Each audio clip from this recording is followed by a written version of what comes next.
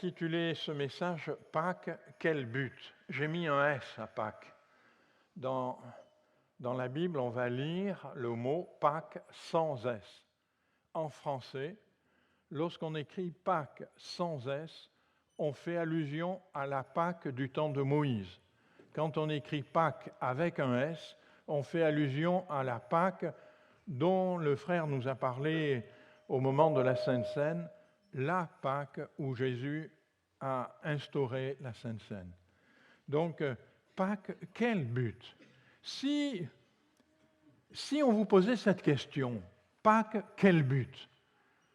Qu'est-ce que vous répondriez ? Réfléchissez 2 minutes, quelques secondes dans votre crâne. Qu'est-ce qu'on répond à cette question ? Quel but ? Alors, je vais reprendre en parlant de la Pâques historique, si j'ose dire, la Pâques du temps de Moïse. Du temps de Moïse, c'est l'esclavage. La parole de Dieu nous le dit, j'ai juste pris quelques versets pour illustrer. Dieu dit, « Voici, les cris d'Israël sont venus jusqu'à moi, et j'ai vu l'oppression que leur font souffrir les Égyptiens. » Donc, il y avait pas simplement un esclavage, mais un esclavage avec une oppression extrême. Et non seulement une oppression, mais des souffrances. Et Dieu dit, j'ai vu cette oppression et j'ai vu la souffrance. J'ai vu combien les Égyptiens fait souffrir ce peuple. Et vous savez que Dieu va susciter Moïse avec son frère Aaron. Aaron c'est l'aîné, il a 83 ans, Moïse a 80 ans, et il va susciter Moïse et Aaron. Et il va dire à Moïse et Aaron, eh bien vous allez aller voir Pharaon et vous allez lui dire ceci. Laisse aller mon peuple pour qu'il célèbre au désert une fête en mon honneur. Et vous savez, on va passer rapidement, Moïse va jeter son bâton par terre, il se transforme en un serpent, mais tous les magiciens de Pharaon jettent leur bâton qui eux aussi se transforment en serpent. Bon, le serpent de Moïse avale les autres quand même. Puis Moïse le reprend par la queue et ça redevient un bâton. Mais ça ne suffit pas à faire plier Pharaon. Non seulement ça ne suffit pas à faire plier Pharaon, mais Pharaon va dire, eh bien, chargez-les encore davantage. Faites-les encore une oppression encore supérieure. Alors, le Seigneur va de nouveau parler à Moïse et va lui dire, eh bien, tu vas retourner voir Pharaon et tu vas lui dire, laisse aller mon peuple afin qu'il me serve dans le désert. Oui, vous remarquez que la phrase est la même. C'est juste la référence qui a changé. Et cette fois-ci, Moïse et Aaron vont y aller et vont dire, si tu ne fais pas ça, on t'avertit, toute l'eau dans tout le pays d'Égypte se transformera en sang. Et c'est ce qui va arriver. Mais il nous est dit que les magiciens, ils arrivent à en faire autant. Et Moïse et Aaron vont retourner voir une nouvelle fois Pharaon en lui disant, laisse aller mon peuple afin qu'il me serve. Et si tu ne laisses pas aller mon peuple afin qu'il me serve, eh bien il va y avoir le pays va être infesté de grenouilles, il y en aura partout, il y en aura jusque dans ton lit, jusque dans ton assiette, partout, ça sera infesté de grenouilles. Mais Pharaon ne plie pas et ne laisse pas partir le peuple. Dieu va une nouvelle fois demander à Moïse et à Aaron d'aller voir Pharaon et ils vont retourner voir Pharaon. Et qu'est-ce qu'ils vont dire à Pharaon ? Ils vont lui dire, de la part de Dieu, laisse aller mon peuple afin qu'il me serve. Et il y avait eu le pays avait été infesté de moustiques. Là, Moïse va lui dire, si tu ne laisses pas partir mon peuple, il y aura des mouches venimeuses qui seront dans tout le pays, il y en aura partout, et tu ne pourras plus rien faire sans que des mouches venimeuses soient sur toi. Mais Pharaon commence à être un peu ébranlé, mais il ne laisse pas partir le peuple. Et donc, Dieu demande à Moïse et Aaron, retourne voir Pharaon et dis-lui, laisse aller mon peuple afin qu'il me serve. Pharaon va résister, Moïse va dire il y aura une peste sur tout le bétail, et puis Pharaon ne cède pas, il va lui dire il y aura des ulcères, des pustules sur les hommes, sur les bêtes. Il nous est dit que même les magiciens, ils avaient des pustules et des ulcères. Là, les magiciens, ils étaient vraiment dépassés. Mais Pharaon ne cède toujours pas, il fait semblant de céder, il est un peu, puis au dernier moment, il se reprend, il dit non, je ne laisse pas partir le peuple.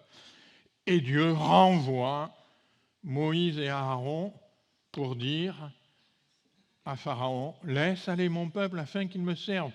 Et si tu ne le laisses pas aller, il va y avoir une grêle qui va tout détruire. Et puis après, il va y avoir des sauterelles, et puis des ténèbres sur tout le pays. Et la malédiction que Dieu exerce sur le pays est telle que, au bout d'un moment, les serviteurs de Pharaon lui dirent « Jusqu'à quand cet homme sera-t-il pour nous un piège ? Laisse aller ces gens et qu'ils servent l'Éternel leur Dieu. Ne vois-tu pas encore que l'Égypte périt ?» Il s'était rendu compte à l'évidence que les plaies qui s'abattaient sur l'Égypte devenaient de plus en plus pesantes et détruisaient de plus en plus tout le pays. Quel était le but que Dieu avait pour ce peuple ? Quel était le but que Dieu avait pour ce peuple ? C'était que ce peuple sorte de l'esclavage afin de servir Dieu. On l'a lu dans tous les versets que j'ai mis. Il y avait un but. La sortie de l'esclavage, mes frères et sœurs, elle a un but. Le but, c'est servir Dieu. Alors nous savons que, veuillez m'excuser, nous savons que le Seigneur va dire, eh bien maintenant, tu vas retourner voir Pharaon et tu vas lui dire, si tu ne laisses pas partir mon peuple, tous les premiers-nés dans le pays vont mourir, y compris chez toi, y compris dans ta maison. Et il va dire au peuple d'Israël, il va leur dire, par contre, vous prendrez un agneau sans défaut, mâle, âgé d'1 an. Vous pourrez prendre un agneau ou un chevreau. Et puis, avec cet agneau, vous prendrez un bouquet d'hysope. L'hysope, c'est une espèce d'herbe qu'on trouvait assez facilement. Et vous mettrez du sang de cet agneau. Vous sacrifierez cet agneau, vous mettrez le sang sur les linteaux de votre porte. Et quand l'exterminateur va passer, il verra le sang et il passera par-dessus vos maisons sans toucher à vos maisons. Ceux qui ont eu la foi dans cette parole, ils ont mis du sang sur les linteaux de leurs portes. Je vous ferai remarquer au passage qu'ils mettaient du sang, c'est pour ça que j'ai bien aimé ce dessin, ils mettaient du sang sur les linteaux extérieurs de leurs portes. Mon frère, ma sœur, ma foi en Jésus-Christ, ce n'est pas quelque chose que je garde qu'à l'intérieur. C'est quelque chose qui se voit aussi à l'extérieur. Alors ils ont mis, merci beaucoup Marie, ils ont mis du sang sur les linteaux de la porte. Et lorsque l'ange est passé, il est passé par-dessus les maisons. Et là, Pharaon a laissé partir le peuple.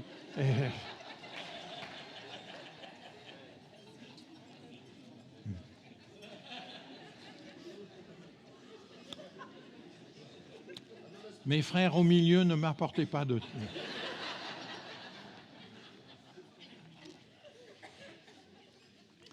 Et donc, ils ont mis le sang et le peuple a été sauvé. Pharaon a laissé partir le peuple et le peuple est parti. Vous savez, tout l'épisode. Ils ont été ensuite poursuivis. Ils ont traversé la mer à pied sec. Dieu avait ouvert la mer pour qu'ils puissent traverser. l'armée égyptienne qui s'est engouffrée a été ensevelie par les flots. Et ensuite, dans le désert, qu'est-ce qu'ils ont fait pendant des années et des années? Ils ont servi le Seigneur. Parce que le but, c'était qu'ils sortent de l'esclavage pour servir le Dieu vivant et vrai. Amen. Et le Seigneur va leur dire, eh bien, vous célébrerez ce jour comme une loi perpétuelle pour vos descendants. Et chaque année, le peuple d'Israël célébrait la Pâque, en se souvenant de ce jour où Dieu avait sauvé son peuple par un agneau sans défaut, dont le sang avait été mis sur le bois. Et la parole dit, et lorsque vos enfants vous diront, que signifie pour vous cet usage? C'est-à-dire, qu'est-ce que c'est cette fête que vous faites, que vous organisez là? Qu'est-ce que ça signifie? Vous répondrez, c'est le sacrifice de Pâques en l'honneur de l'Éternel, qui a passé par-dessus les maisons des enfants d'Israël en Égypte, lorsqu'il frappa l'Égypte, et qu'il sauva nos maisons. Donc, il y avait dans la Pâque le salut et la sortie de l'esclavage dans un but, servir le Seigneur. Vous voyez que là, Pâques est écrit sans S. Et donc, comme Dieu l'avait dit, vous ferez cela en mémoire de ce jour et vous le ferez. Et si vos enfants vous demandent, eh bien, vous leur expliquerez. Et le peuple d'Israël, année après année, a célébré la Pâque. Et 1400 ans à peu près, après ces événements, Jésus et ses disciples célèbrent la Pâque, celle dont il est dit, j'ai désiré partager cette Pâque, ardemment, j'ai désiré ardemment partager cette Pâque. Et comme pour toutes les fêtes de Pâques qui se sont déroulées jusque-là, on sacrifie un agneau, l'agneau est un agneau mâle d'un an, sans défaut. Et comme toutes les fêtes de Pâques, il y a sur la table 4 coupes de vin, 3 pains qui sont sur la table, et le deuxième pain est brisé en deux.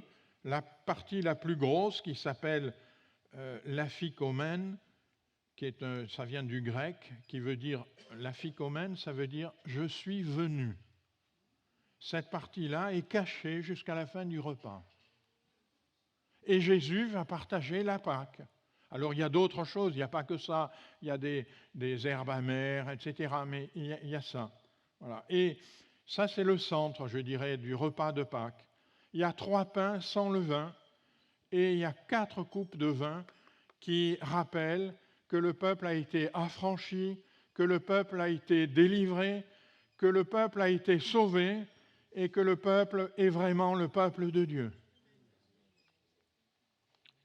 Et Jésus va donner un nouveau sens à cette Pâque.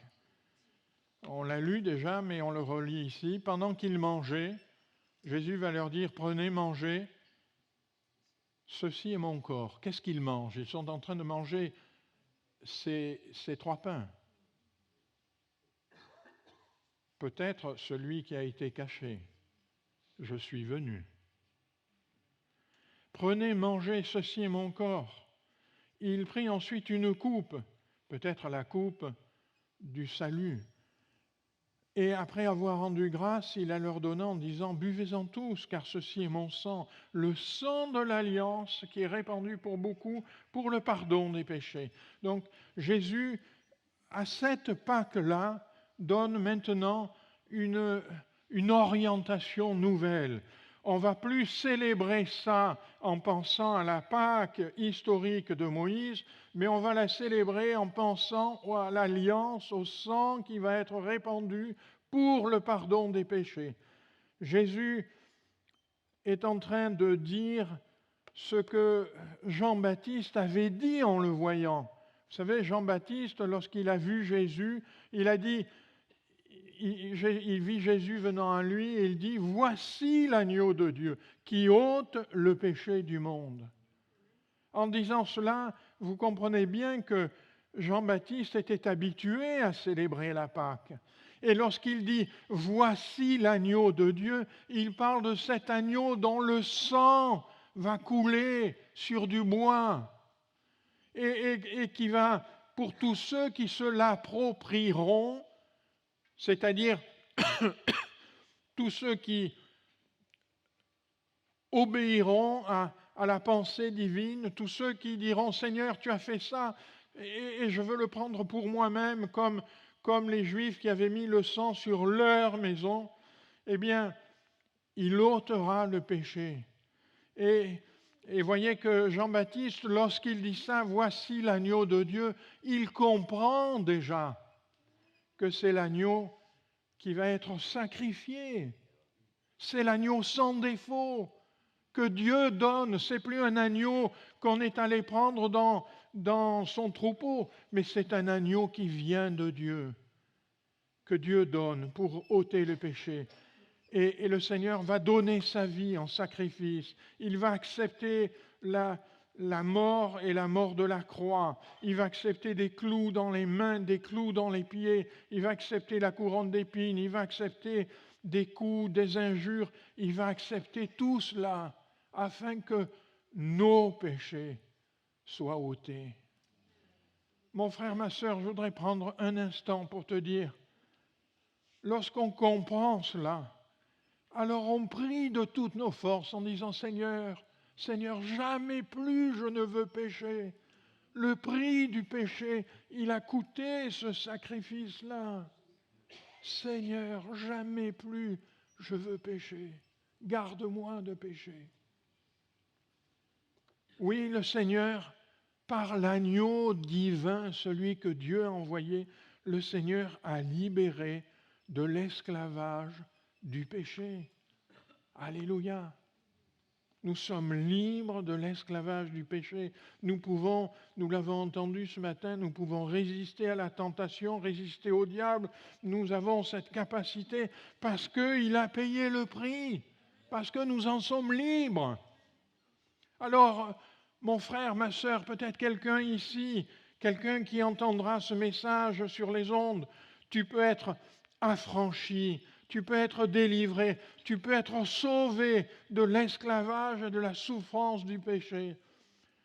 Parce que le Seigneur a donné sa vie pour ça. Mais mes frères et sœurs, mes chers amis, toujours avec le même but, pour servir Dieu. Laisse aller mon peuple pour qu'il me serve, afin qu'il me serve. La résurrection de Jésus, on sait, le Seigneur va être mis au tombeau. Il nous est dit que le premier jour de la semaine, elles se rendirent, c'est les femmes qui venaient pour embaumer le corps du Seigneur, elles se rendirent au sépulcre de grand matin. Et deux hommes leur apparurent en habits resplendissants. Elle, il nous est dit qu'elle baissait les yeux, elles n'osaient pas trop les regarder, et ils leur dirent « Pourquoi cherchez-vous parmi les morts celui qui est vivant? Il n'est point ici, il est ressuscité. » Amen. Et les anges ont cette interrogation, mais pourquoi cherchez-vous parmi les morts celui qui est vivant? Vous savez pourquoi ils ont cette interrogation? Parce qu'ils vont leur dire d'ailleurs, ne vous avait-il pas dit qu'il ressusciterait? Et donc, il ne comprend pas que ces femmes qui aiment le Seigneur, qui sont des disciples du Seigneur, elles n'aient pas cru dans cette parole-là. Et ils sont tout étonnés en disant, mais vous venez chercher dans un tombeau celui qui est ressuscité. Il n'est plus là. Il est ressuscité. Alléluia. Même la mort a été vaincue. Alléluia. Avant, on chantait un petit chant qui disait il y a un homme dans la gloire, il est ressuscité. un homme est dans la gloire de Dieu. Alléluia. Parce qu'un homme est dans la gloire de Dieu. Oui, il y a une route nouvelle, vivante, un chemin nouveau. Parce qu'un homme est dans la gloire de Dieu, je sais que toi et moi, nous pouvons aussi être dans la gloire de Dieu. Parce que toi et moi, nous pouvons aussi être ressuscités. Parce qu'il a ouvert, la parole nous dit, une route nouvelle et vivante. Un homme est dans la gloire, il est ressuscité.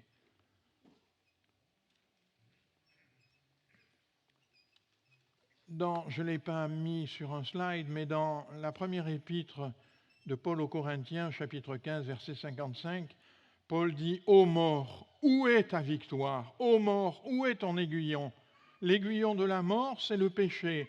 La puissance du péché, c'est la loi. Mais grâce soit rendue à Dieu, qui nous donne la victoire par notre Seigneur Jésus-Christ.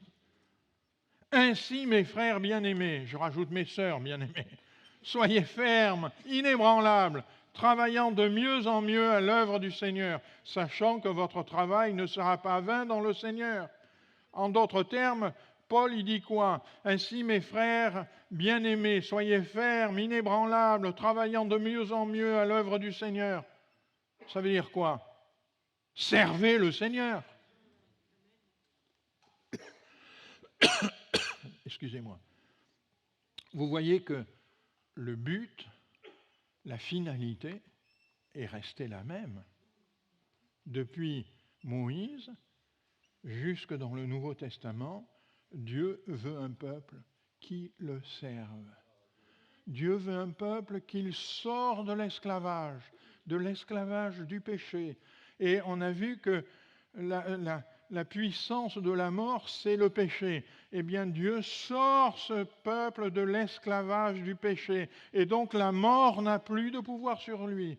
De la même manière que Christ est ressuscité, tourne-toi vers ton frère et vers ta sœur et dis-lui, toi aussi, un jour tu seras ressuscité.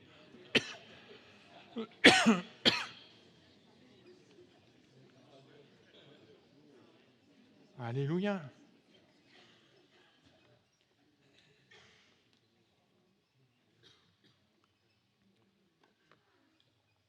L'Épître aux Hébreux nous dit ceci, « Combien plus le sang de Christ, qui, par un esprit éternel, s'est offert lui-même sans tache à Dieu, purifiera-t-il votre conscience des œuvres mortes, afin que vous serviez le Dieu vivant. » Amen.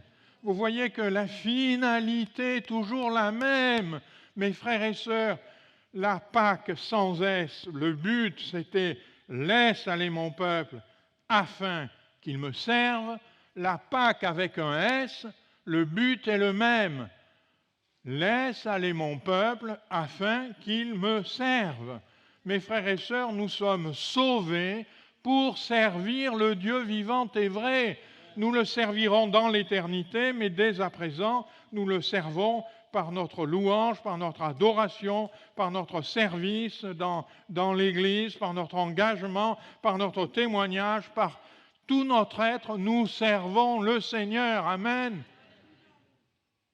La Pâque, quel but? Servir le Seigneur, adorer le Seigneur, révéler la gloire.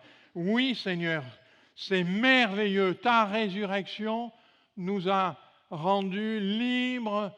Ta mort nous a rendus libres du péché. Et une fois qu'on est libre du péché, alors maintenant, nous pouvons te servir vraiment. Maintenant, nous sommes appelés à vivre dans ta présence. Maintenant, nous voulons, Seigneur, être devant toi et te servir. Ce matin, on a chanté des beaux chants comme ça, de servir Dieu. Eh bien, on ne s'était pas donné, bien sûr, la consigne avant, hein, mais c'est ce sur quoi je voulais insister ce matin.